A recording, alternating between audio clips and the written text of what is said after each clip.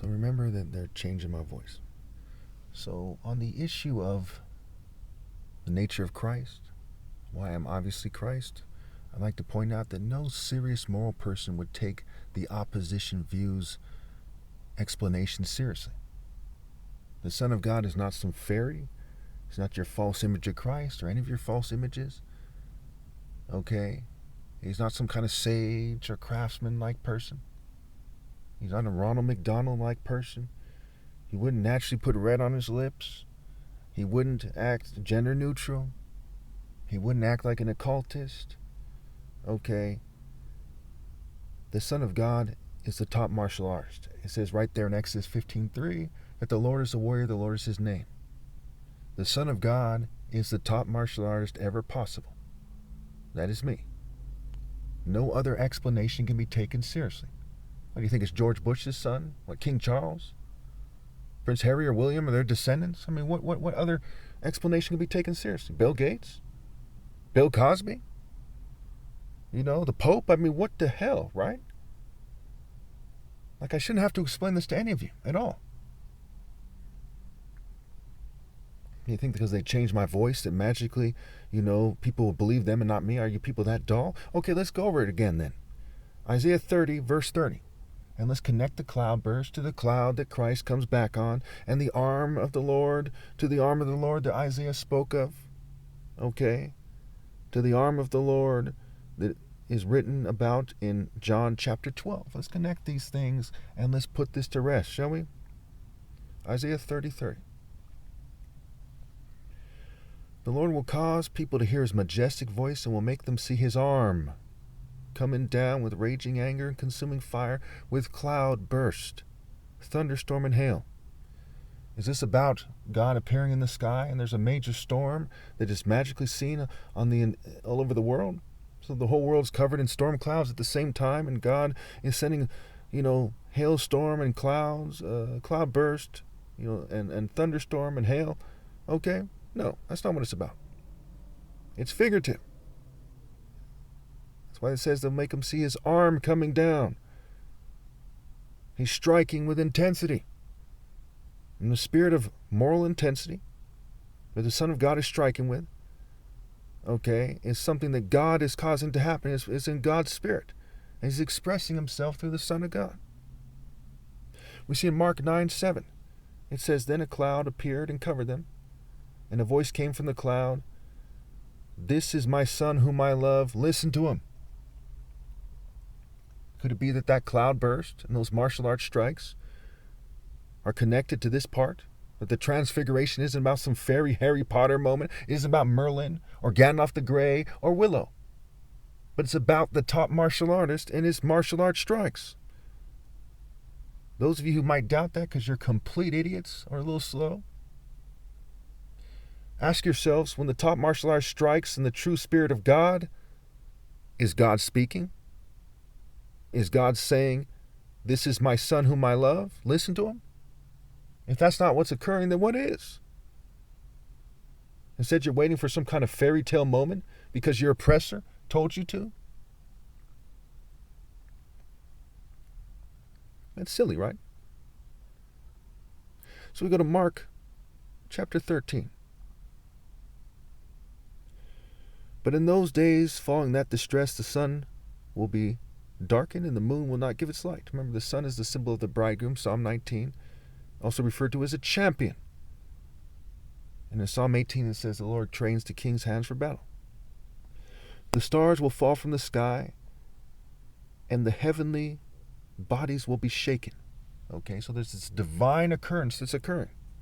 Okay, as these spiritual events take place, as people are becoming more wicked, right? We see that in Matthew 24, there's an increase in wickedness. We see that in Revelation as well. As the green grass is burned up, and we see in Proverbs the righteous thrive like a green leaf, so their righteousness is being reduced. At that time, people will see the Son of Man coming in clouds with great power and glory. We see on the clouds, and we see in clouds. So why is it said both ways? Because it's figurative. It's not literal. The Son of Man coming in clouds. In other versions, it says coming on the clouds. We see in Jeremiah 4:13, it says, look, he advances like the clouds. His chariots come like a whirlwind. His horses are swifter than eagles. Woe to us, we are ruined. So it's this martial art force, chariots, warriors, the strikes, his arm coming down. Now again, people who ride chariots and shoot arrows aren't exactly the pinnacle of martial arts, but you get what I'm saying. It's referring to that warrior spirit. Coming in the clouds with great power and glory. Coming in the clouds with great power and glory. Let's go to Mark 14, verse 61. But Jesus remained silent and gave no answer. Again, the high priest asked him, are you the Messiah, the Son of the Blessed One? I am, said Jesus, and you'll see the Son of Man you'll see the Son of Man sitting at the right hand of the Mighty One and coming on the clouds of heaven. Sitting at the right hand of the Mighty One, coming on the clouds of heaven. Which goes back to Jeremiah 4:13, where it's talking about God. Like, look, he advances like the clouds. His chariots come like a whirlwind. His horses are swifter than the eagles. Woe to us, we are ruined. So God is with the Son, coming on the clouds. And it goes back to that cloud burst that Isaiah spoke of. Not only did Isaiah speak of it in Isaiah 30, we see that elsewhere in Isaiah, it talks about the arm of the Lord and who to whom has it been revealed to? Who has believed the message? The message from people who act like, Harry Potter, who are in a Greco-Roman play or something, in a fraternity, painting their bodies, acting silly. The message of gays in the church, or hypocrites in the church, or child molesters in the church. It's talking about the message of the top martial arts ever possible, the arm of the Lord coming down. Can you imagine some priest arguing that the arm of the Lord is coming down through him? It's silly.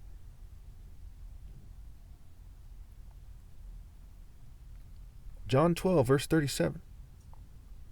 Even after Jesus had performed so many signs in their presence, they still would not believe. Now, if somebody actually walked on water, would they believe him? Yes.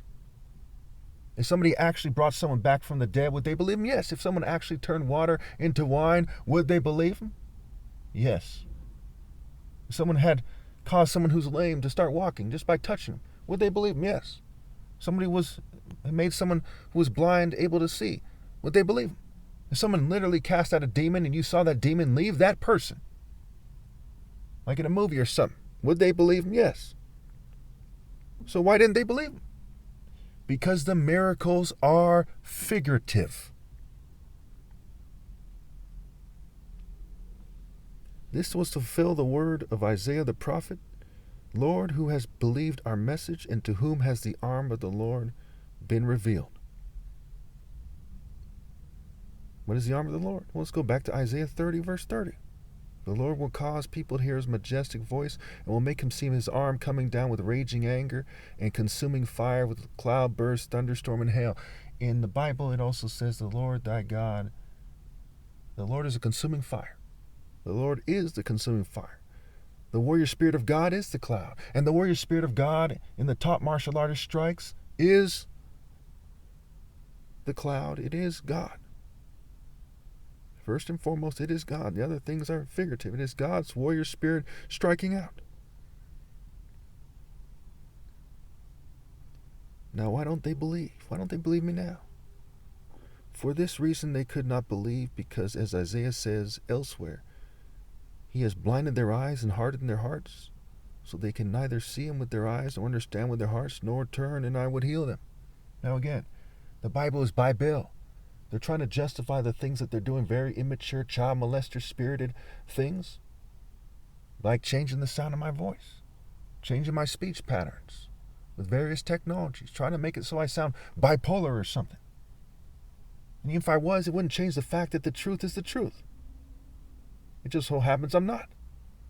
But these people think, after all the horrible things that they've done and that they're doing, while their churches hoard billions of dollars and 9 million people starve to death every year, including 3 million children, they think that you believe them and not the top martial artist ever possible. How stupid would it be for you to believe other people and not to believe the one who's telling the truth, who is the top martial artist ever possible, whose argument makes sense while their argument does not make sense? Thank you.